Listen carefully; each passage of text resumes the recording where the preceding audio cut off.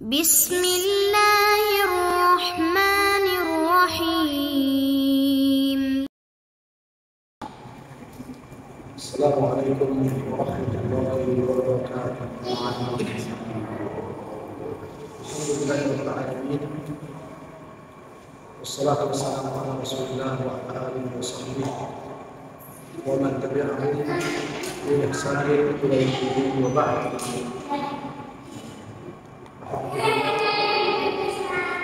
Pada kesempatan malam ini insyaallah taala kita akan mulai nasrah di syarhi taqrib al-ajrumiyah. Kita akan mulai untuk belajar kitab taqrib al-ajrumiyah. Taqrib al-ajrumiyah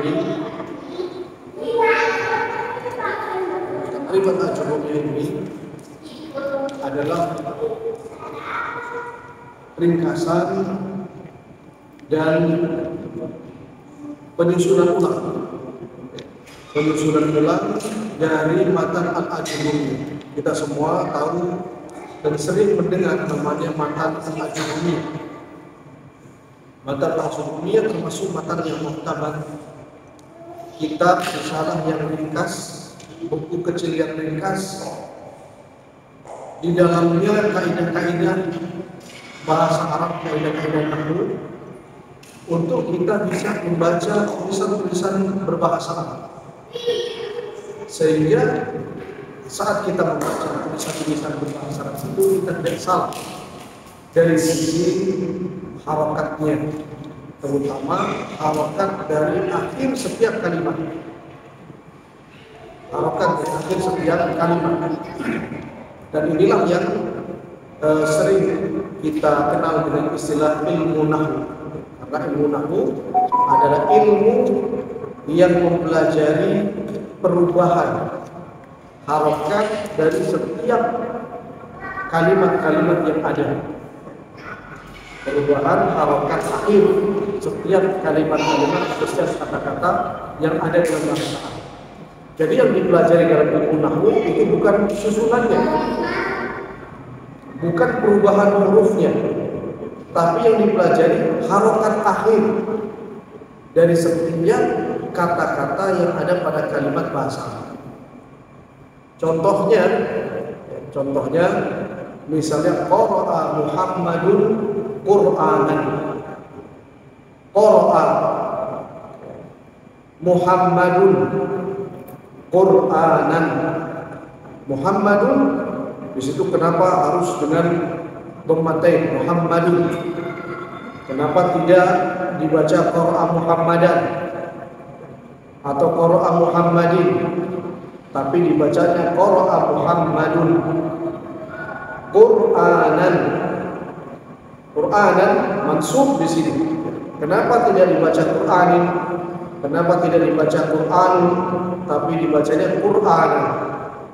Jadi yang dibahas di dalam ilmu nahwu itu harokat akhir setiap kata yang ada pada kalimat-kalimat bahasa. Perubahannya ini misalnya qara'a Muhammadun Qur'anan, zara Ahmadu Muhammadan.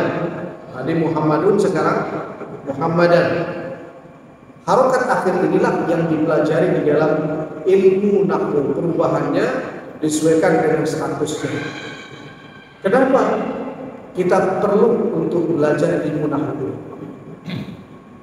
Yang jelas kita tahu Al-Quran, inna ja'alnahu Qur'anan Arabiyyan la'allakum ta'qilun.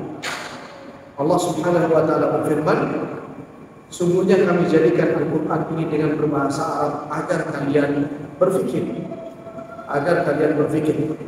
Allah Subhanahu wa taala pilih bahasa Arab ini karena bahasa yang terfasih di dunia, bahasa yang tertua di dunia, dan mengingat makna yang terkandung di dalam bahasa Arab tidak seperti yang ada dalam bahasa-bahasa yang lain.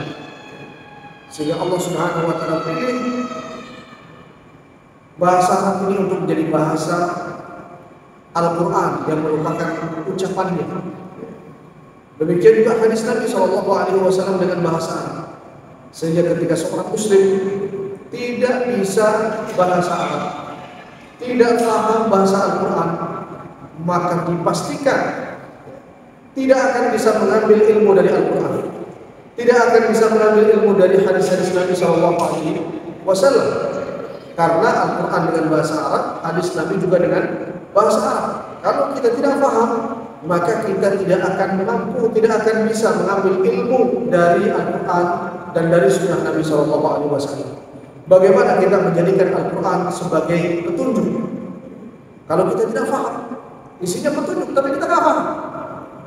Makanya Syekhul Islam rahimahullah ta'ala mengatakan hukumnya wajib. Di dalam kitabnya Iqtidah Shiratal Mustaqim, beliau menjelaskan bahwasanya memahami bahasa Arab itu hukumnya wajib. Makanya dulu para tabi'in yang masuk Islam dan mereka tinggal di luar sana dan bukan dari bangsa Arab, begitu mereka masuk Islam, mereka benar-benar meninggalkan bahasa-bahasa ibu mereka dan mereka merubah keseharian mereka dengan menggunakan bahasa Arab demi memudahkan mereka untuk paham Al-Quran, untuk paham sunnah Nabi SAW. Sekalipun ilmu bahasa Arab ini bukan inti, tapi wasilah, media perantara supaya kita paham Al-Quran. Sehingga belajar bahasa Arab ini bergantung dengan niat kita. Kalau banyak orang yang menjadi sarjana bahasa Arab, niatnya ya nanti supaya dapat ijazah bisa aja. Kalau niatnya cuma itu, selesai dengan dia mengajar. Tapi kewajibannya untuk mentadabburi Al-Quran belum selesai kalau hanya niatnya untuk mendapatkan ijazah.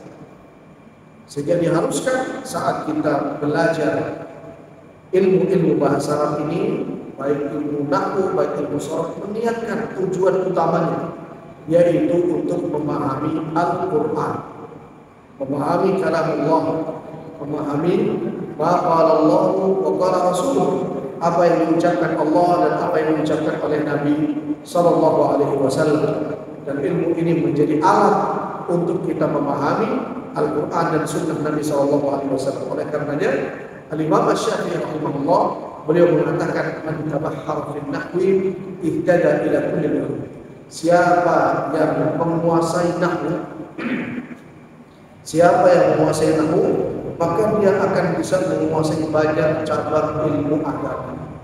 Akan paham fikih, akan paham tafsir, karena otomatis akan baca kitab-kitab para ulama, dari kitab tafsir, kitab fikih, kitab akidah, kitab hadis dan lain-lainnya yang ditulis oleh para ulama rahimahullah taala dengan bahasa Arab.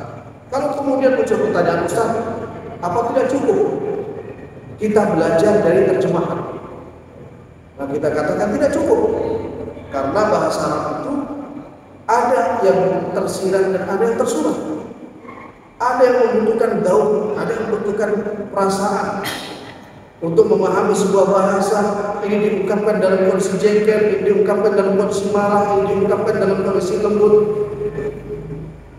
Itu butuh ada rasa, nilai rasa bahasa yang tidak bisa kita fahami dari hanya sekedar bahasa. Apalagi bahasa Indonesia, bahasa selain bahasa Arab itu bahasa miskin semua.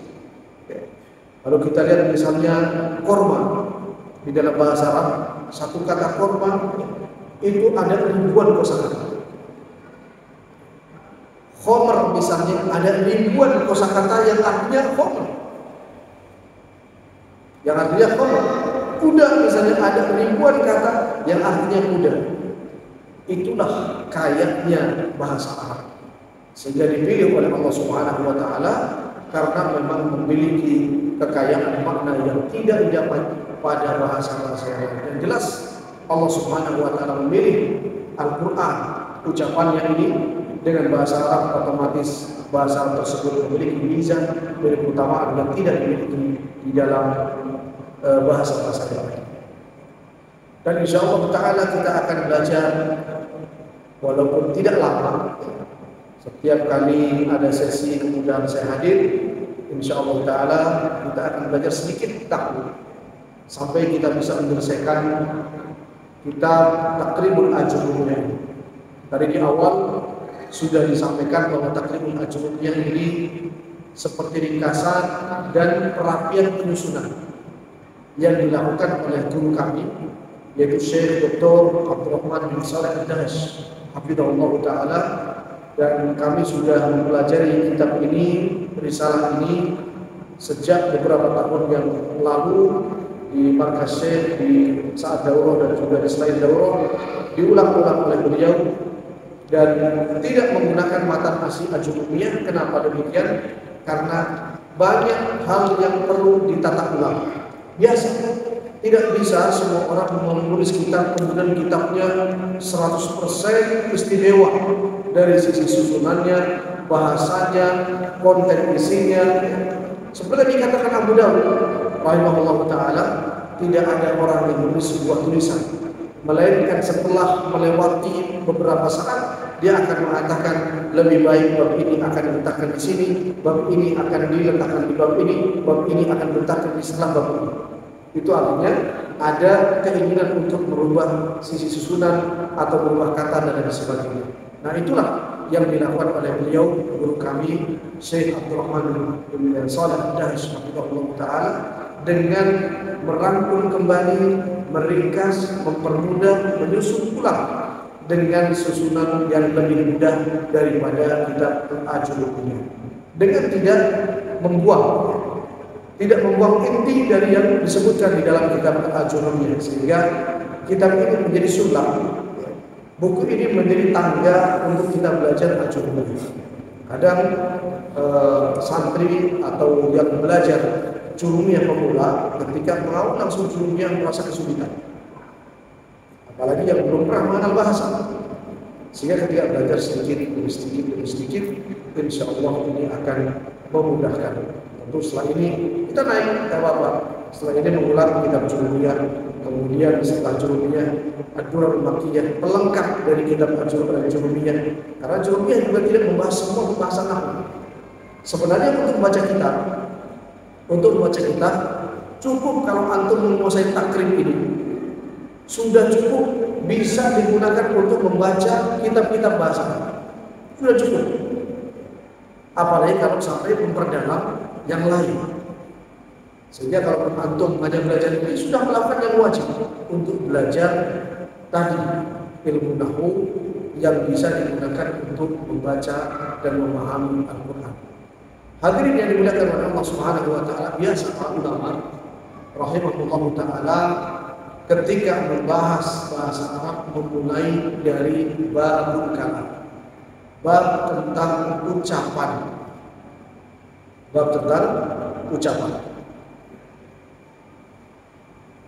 Qala al-muqarrib Asy-Syaikh Dr. Abdurrahman ibn Saleh Al-Dahash hafizahullah ta'ala wa ra'ah. Babul kalam. Al-kalamu huwa al-lafzul mufid. Bab tentang ucapan atau perkataan. Al-kalamu, kalam di dalam bahasa Arab itu wal lafzul mufid, yaitu lafaz yang memberikan makna. Lafaz yang memberikan makna. Ini bahasa ringkasnya demikian. Al-lafzul mufid yaitu lafaz yang memberikan makna. Walaupun di sana seringkali para ulama nahwu menambahkan al-kalamu huwa al-lafzul mufid bil wad'i yahsul as-sukut fihi. Yang disebut dengan kalam menurut ulama nahwu yang lain lebih panjang lagi definisinya. Apa yang dimaksud dengan kalam adalah al-lafz, lafaz al-mufid yang memberikan makna, yahsul sukutu fihi, di mana layak untuk berhenti di situ. Layak untuk berhenti di situ min haitsu wada', dari sisi tata bahasa. Ini lafaz, ini kalam. Sekarang kita pahami satu persatu.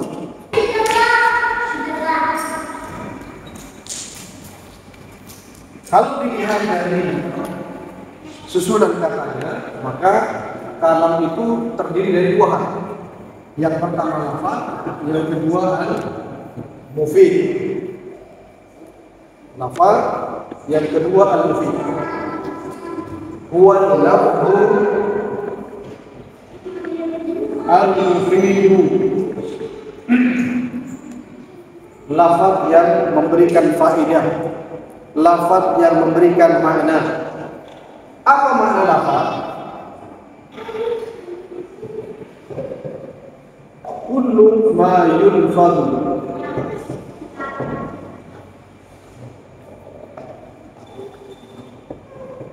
wa yuntaqu bil lisan. Yang dikatakan lafaz adalah segala yang diucapkan, yulfad, setiap kata yang diucapkan, yuntaq, diucapkan dengan lisan, diucapkan dengan lisan. Ini dari sisi bahasa, namanya lafaz itu demikian, berarti yang diucapkan. Kalau tidak diucapkan, contoh, namanya apa? Namanya apa? Isyarat.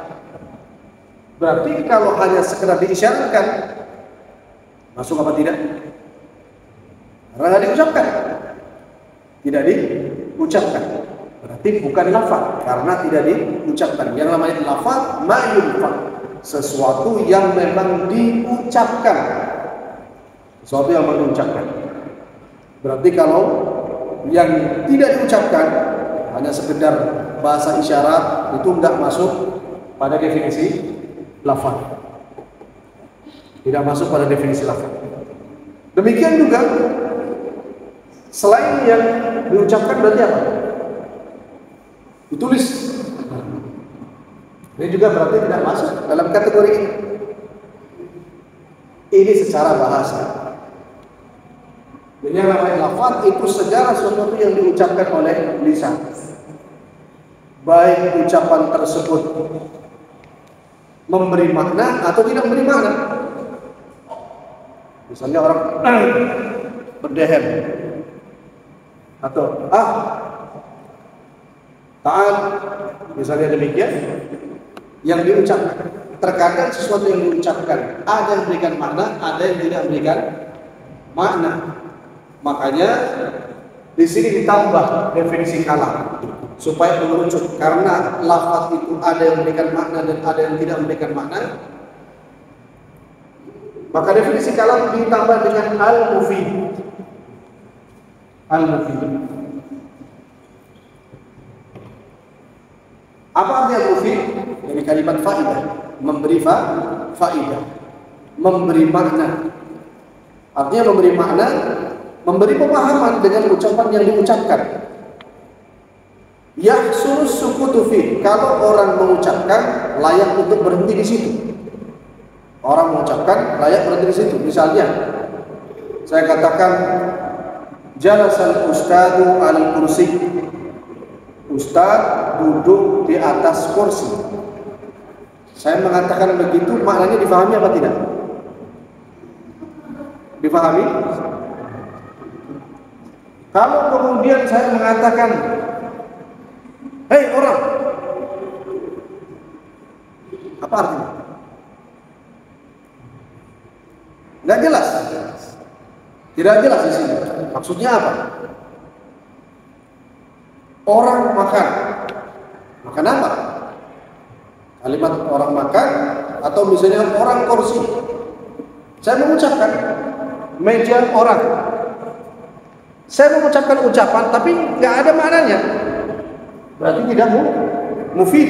Yang namanya mufid, kalimat yang diucapkan itu memiliki makna yang bisa dipahami ketika disebutkan. Yang bisa dipahami ketika disebutkan. Ketika berhenti, oh paham maknanya, maksudnya seperti ini. Itu berarti mufid. Apa? Mufid. Kalau tidak memberi makna, tidak bisa difahami, itu berarti tidak mufid. Tidak mufid. Maka kalam itu tersusun dari lafaz, sesuatu yang diucapkan dan dia memberikan makna, memberikan faidah, memberikan pelajaran, sehingga ketika diucapkan dengan lisan, orang lain faham apa maksudnya, apa tujuannya. Kalau hanya sekedar diucapkan tadi misalnya gelas kursi, apa maksudnya gelas kursi? Ini dua kata yang diucapkan tapi nggak ada maknanya. Beda kalau misalnya ustaz minum teh, syaribal ustadu asyai, syaribal ustadu asyai. Ini tersusun dan bisa difahami, tersusun dan bisa difahami. Nah, ini yang disebut dengan kalam. Jadi tersusun dan bisa difahami. Namanya mufid, bisa difahami. Ketika orang berhenti, ketika orang diam setelah mengucapkan kalimat itu, orang yang lain yang mendengarkan faham apa maksudnya. Sampai di sini paham antara lafaz dan mufid. Jadi ada kalimat yang disebut dengan lafaz, setiap apa yang diucapkan dengan lisan, dan ini mencakup ada maknanya dan ada yang enggak ada maknanya. Ada maknanya dan mencakup ada yang enggak ada maknanya. Misalnya susunan tadi, ada kursi meja, kursi ustaz, anak meja. Apa itu anak meja? Betul bisa diucapkan tapi tidak bisa dipahami. Makanya yang disebut dengan kalam adalah al-mufid. Mufid memberikan makna.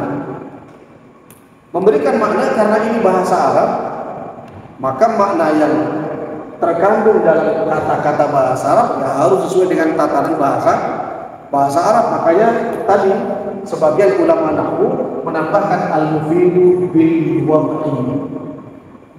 Maksudnya wada' adalah sesuai dengan tatanan bahasa Arab, ya. Karena untuk menyusun kosakata Arab itu nggak bisa sekedar hanya ditempel-tempel saja, ya. Tidak bisa hanya ditempel-tempel saja. Kalau antum ke Jazirah Arab, di sana itu ada 3 macam bahasa. Ada yang namanya bahasa TKI, tenaga kerja. Itu asal nempel. Misalnya ruh itu aslinya pergilah. Nanti orang mengatakan Anda ruh, benar. Kamu pergi saja ke sana. Itu susunannya ngawur gitu. Jadi asal nempel saja, yang penting orang paham. Oh maksudnya begini. Tapi tidak sesuai dengan bahasa. Misalnya Anda akil,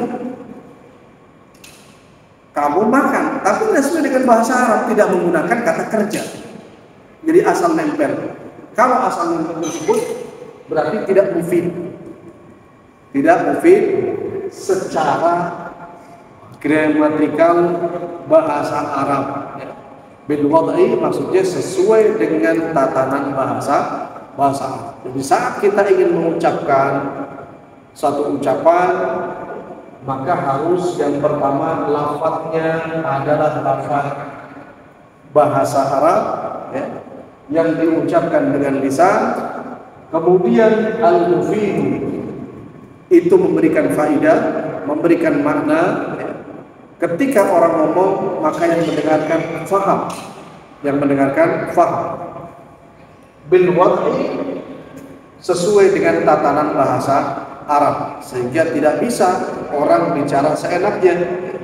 Ketika ingin menyusun susunan kosakata bahasa Arab harus sesuai dengan gramatikal, sesuai dengan susunan gramatikal yang ada pada bahasa Arab. Ikhwati fiddin rahimani wa rahimakumullah. Kemudian aqsamuhu thalathatun.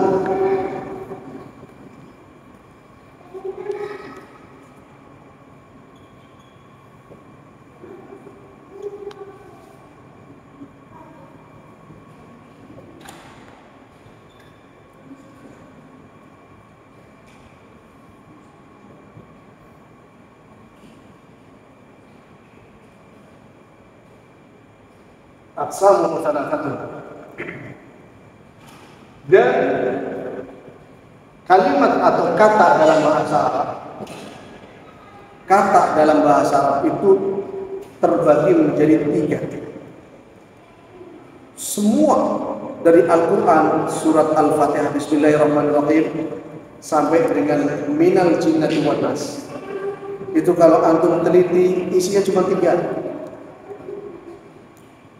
Kitab-kitab para ulama yang besar yang bertuliskan bahasa Arab isinya cuma 3, karena itu semuanya adalah kosakata bahasa Arab.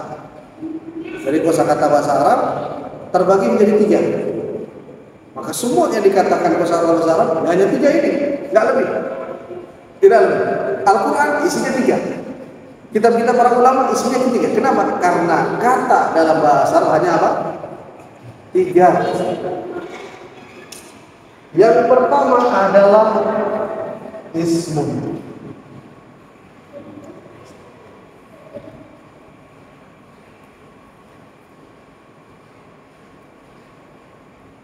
Ismun, orang sering menyebut ada ismun, fi'lun, harfun. Isim, fi'il, harf. Semua dalam bahasa Arab ini hanya 3 saja. Antum mau bolak-balik Al-Quran dari mulai antum melek sampai melek lagi, ketemu Al-Quran cuma isinya 3. Isim, fi'il, kemudian apa? Huruf. Isim, fi'il, huruf. Kitab ulama, antum bedah-bedah semuanya, isinya cuma berapa? 3. Isim, fi'il, huruf. Karena dalam bahasa Arab tidak ada yang lain. Kata bahasa Arab hanya ada 3. Isim, fi'il, huruf. Apa tadi? Isim, fi'il, huruf. Tidak ada yang lain. Kalau keluar dari ini berarti bukan bahasa Arab. Itu bukan bahasa Arab. Dalam bahasa Arab, kata bahasa Arab hanya ada 3. Isim, fi'il, huruf. Paham? Aqsamu salasatun. Macam-macam kalam atau kalam ini terbagi menjadi 3, atau kalimat atau kata dalam bahasa Arab. Ini namanya hak dhamir, kembali pada kalam, makanya pakainya aqsamu. Bagian-bagiannya ada 3 macam. Yang pertama yang akan dibahas adalah fal ismu yu'rafu bil jarri wa tanwini wa dukhuli al wal isnad ilaih. Aqsamu salasatun. Pembagian kalam atau kalimat atau kata dalam bahasa Arab terbagi menjadi 3. Yang pertama adalah isim, wa fi'lu, dan fi'il, wa harfu, dan harf. Fal ismu yu'rafu bil jarri. Isim itu akan diketahui dengan masuknya huruf jar. Huruf jar contohnya misalnya min, bi. Kalau kemasukan ini didahului dengan huruf ini berarti itu isim. Yang pertama, tanda-tandanya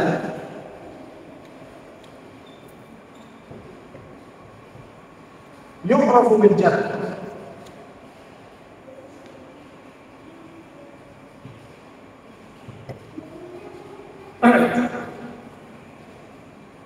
Bisa bertemu dengan huruf jar.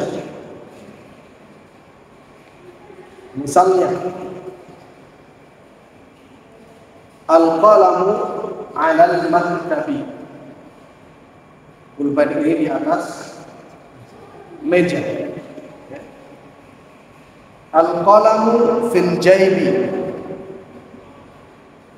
Pulpen ini di dalam saku. Fil jaibi. At-tullabu fil masjidi. Santri-santri pada dalam Jin. Berarti tadi ada contohnya. Ini contoh. At-talibu fil fasli.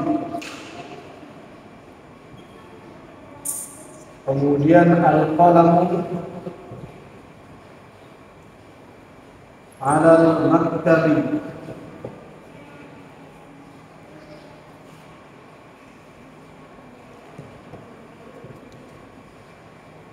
Yakhruju al-ustadzu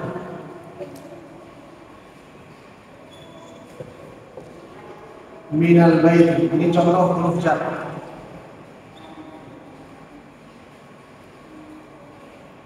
Kita mengetahui kata bahasa Arab itu isim.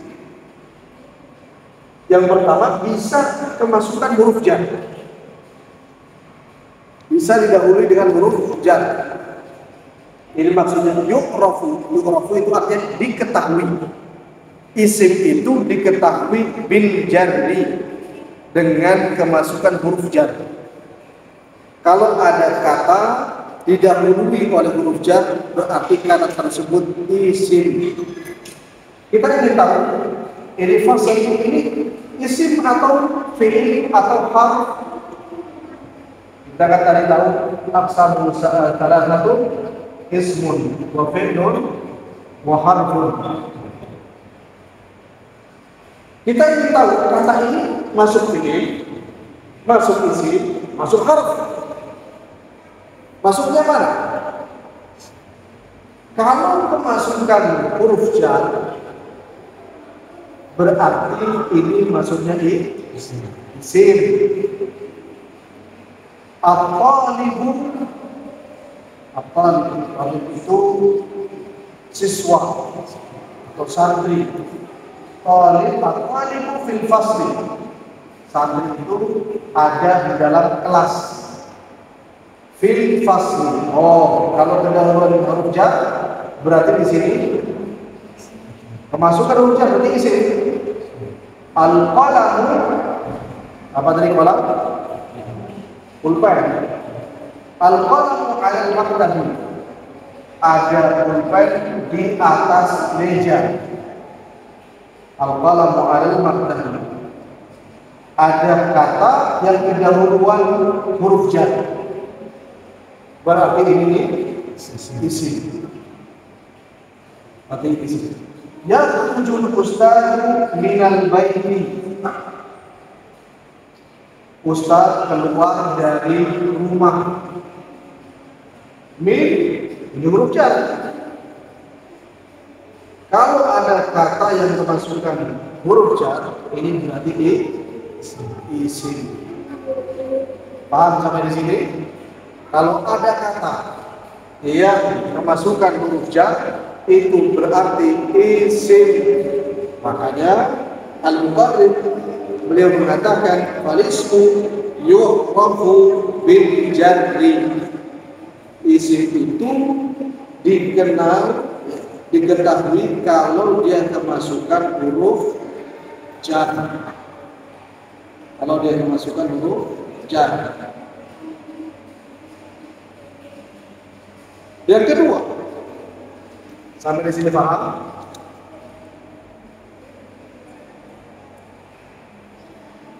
Tentu huruf jar itu banyak macamnya, nanti kita akan melewati insya Allah. Ini contoh saja.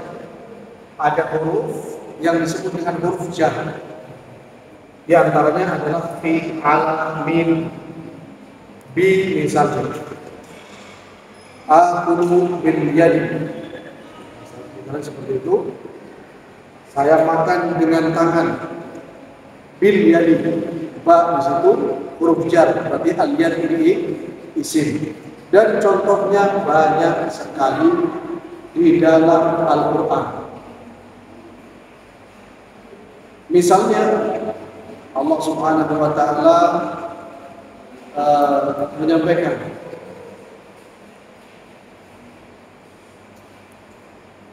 Dzalikal kitabu la raiba fihi hudan lil muttaqin. Hudan lil muttaqin. Lam ini huruf jar. Berarti al-muttaqin isim. Al-muttaqin isim. Dan banyak di dalam Al-Quran nanti kita akan dapati untuk bisa mengenal mana isim, mana fi'il. Baik, kita lanjut. Falismu yu'rafu bil jar. Kemudian yang kedua, wat tanwin.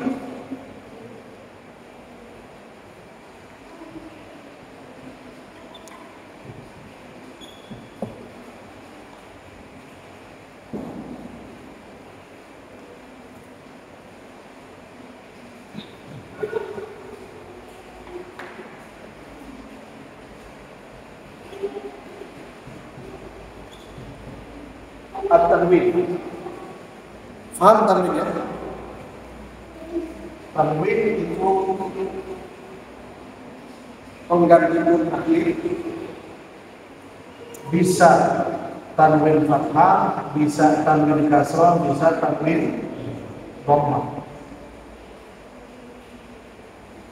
Ini tanwin. Kalau ada kata dalam bahasa Arab bertanwin harokatnya pasti isim.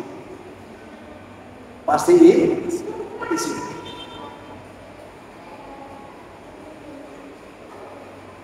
Qul huwallahu ahadun.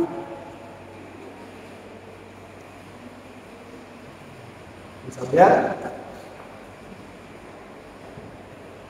Qul huwallahu ahadun. Ini harokatnya tanwin. Tanwin. Berarti kalimat ahad ini pasti isi. Siapa atau kata yang pasti berharokat tanwin itu berarti isim.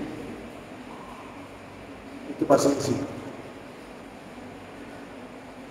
Ada yang lain yang bisa menghadirkan contoh?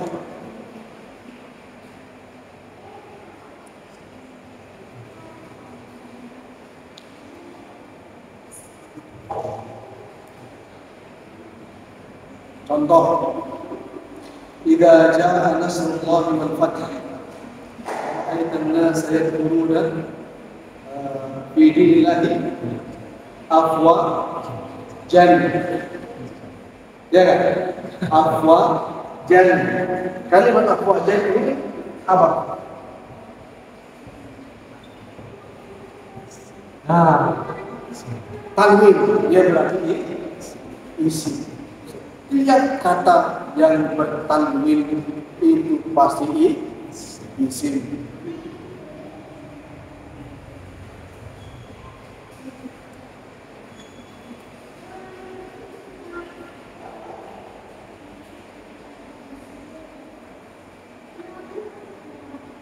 Baik itu tanwin fathah, tanwin kasrah ataupun tanwin dhammah.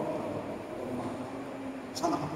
Setiap kata bahasa Arab yang bertanwin pasti itu isim. Pasti isim. Ini tanda yang kedua. Memasukkan huruf atau berharokat tanwin. Kemudian yang ketiga. Apa yang ketiga? Di situ disebutkan wa dukhuli alif wal lam.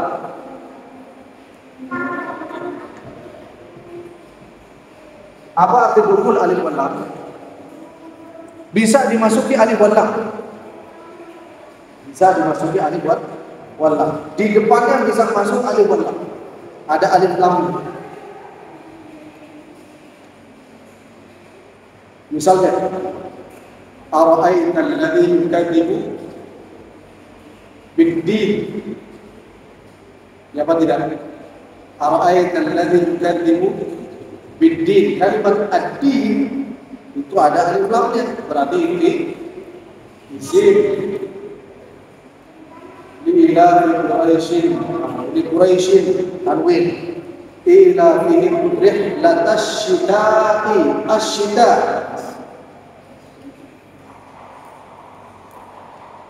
Misalnya kalimat ad-din, ash-shita. Ini ada alif lam. Berarti apa? Isim. Rihlata syita'i was-sayf. Was-sayf ada alif lamnya tidak? Ada alif lamnya. Berarti itu apa? Isim. Setiap kata yang bisa dimasuki alif lam itu berarti isim. Berarti isim. Kemudian sampai di sini paham yang ketiga ya.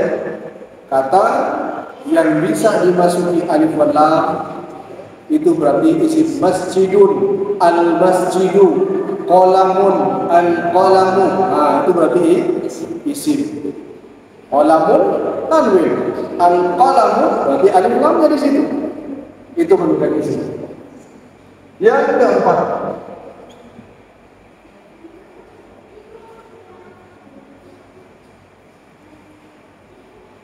wal isnadu ilaihi.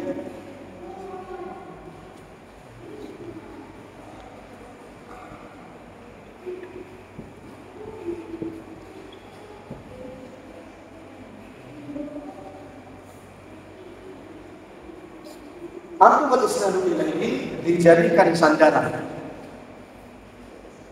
Artinya di dalam susunan kata itu menjadi pokok utama.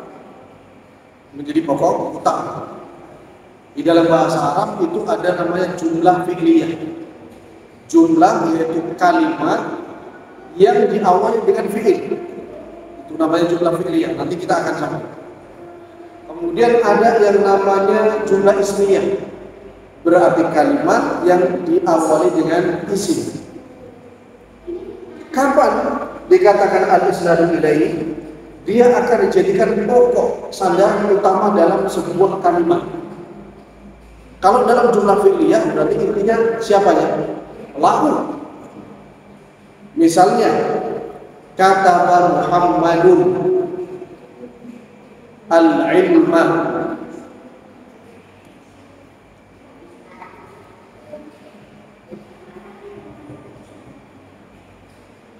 Kataba Muhammadun al-ilma. Muhammad menulis ilmu. Ini yang menjadi sandaran utama. Karena ini kalimat yang dalam jumlah ismiyah. Ini sandaran utamanya. Dalam jumlah ismiyah misalnya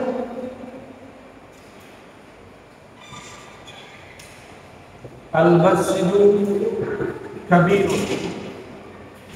Ini jadi sandaran utamanya dalam sebuah kata. Insya Allah nanti ini akan kita perjelas sambil antum berjalan.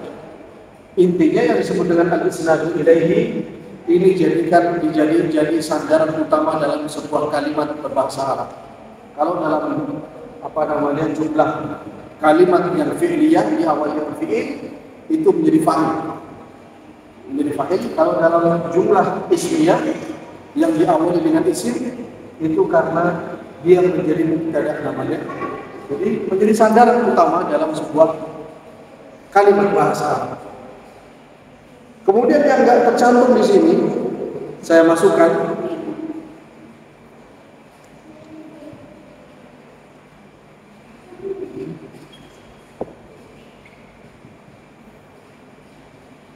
yang kelima, bisa dimasuki huruf nida. Apa itu huruf nida? Harfun nida, huruf untuk menunjukkan panggilan. Ya Muhammadun.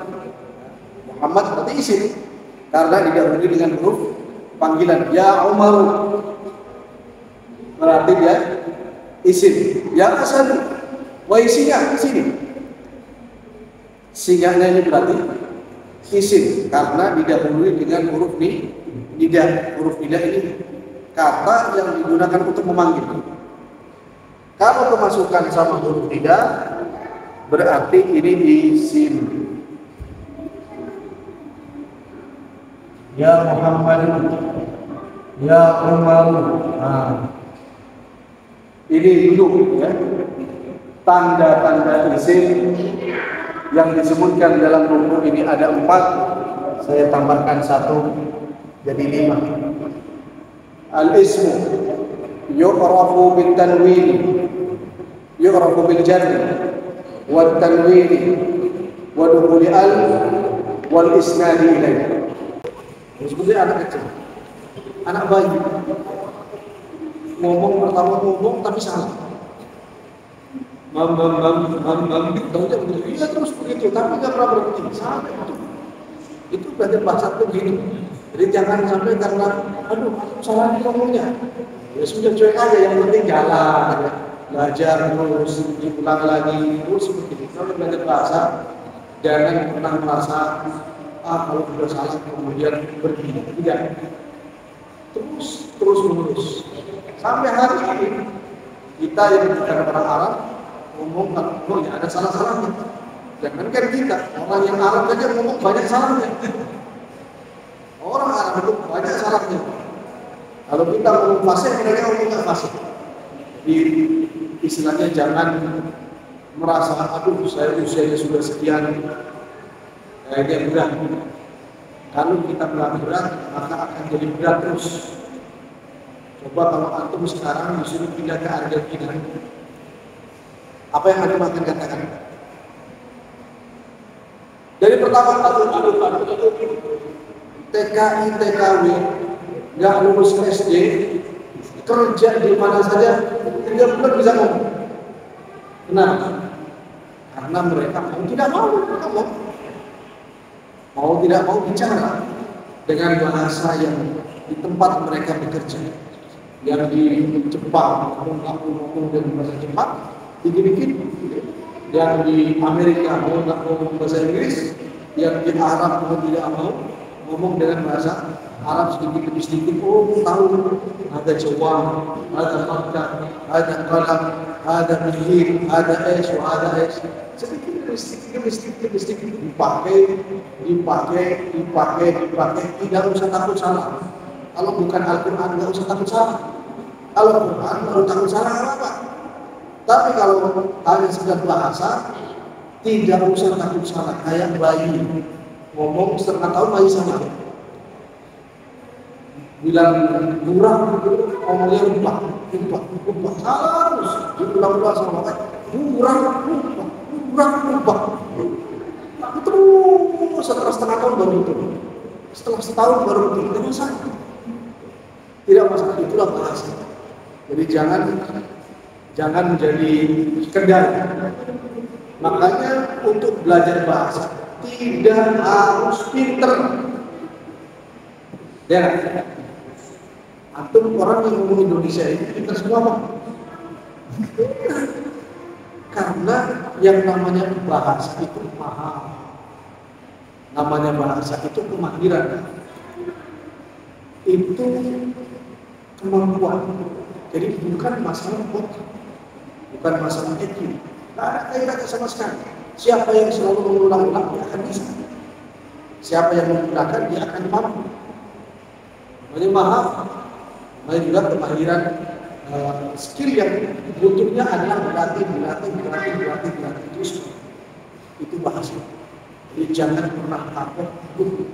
Saya dulu pernah belajar putus. Sekarang kalau belajar bahasa Arab jangan putus. Belajar sama kita selesaikan. Nanti diulang lagi. Kira-kira yang belum menguasai gimana? Seperti itu. Belajar bahasa. Intinya kalau belajar bahasa Arab jangan pernah memutus.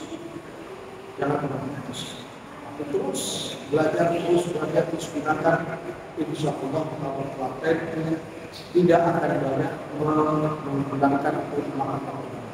Tapi sangat berharap selama Ramadan ini bisa diselesaikan. Tujuannya apa? Kami sangat berharap di masjid ini kita akan buka program yang namanya Sorogan. Sorogan ini baca kitab kecil satu selesai, tambah ganti lagi kita selesai lagi. Nah, kalau kita nggak baca kita nggak belajar nahwu, ya nggak akan sampai. Mulai dari diri kita supaya kita bisa belajar sedikit demi sedikit sampai kemudian bisa membaca kitab. motivasinya ada dalam diri, dan yang terpenting adalah untuk memahami Al-Quran dan Sunnah. Kita nggak belajar masalah, nggak akan berapa. Kita baca satu ayat sampai hatam, satu ayat lagi sampai hatam, dari Al-Fatihah sampai hatam. Kalau kita nggak belajar bahasa, nggak bakal paham. Jadi nanti kita akan disamakan seperti keledai yang bawa kita punya, kentak. Di rumahnya Al-Quran ada, ini apa tidak tahu. Apa sama kitab suci kita akan sembunyi terus. Karena tidak akan mempermasalahkan yang hadir satu, yang hadir dua, nggak akan masalah. Jadi yang terpenting adalah bagaimana kita membaca. Jadi diatur, bersemangatlah insya Allah pelajaran ini sampai akhir Ramadan akan selalu. Mudah-mudahan untuk depan kita akan mudah terkait dengan daur lagi, bahas yang lebih luas lagi, kitab yang lain lagi, ayat pemula dan sebagainya. Insya Allah kita akan membuka menjadi wasilah memahami Al-Quran yang kita cintai dan memahami sunnah Nabi Sallallahu Alaihi Wasallam. Sejak kita akan belajar.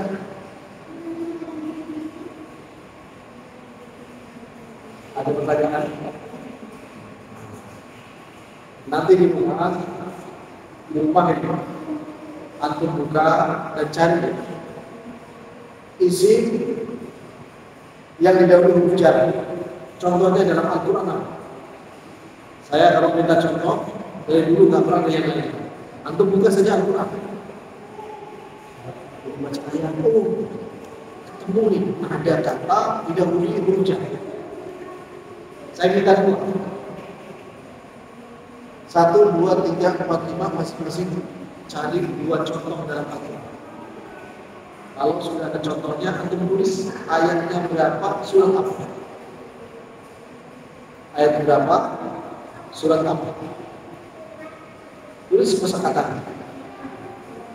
Insya Allah nanti kalau antum sudah fasih bahasa Arab, antum akan bisa ngerti.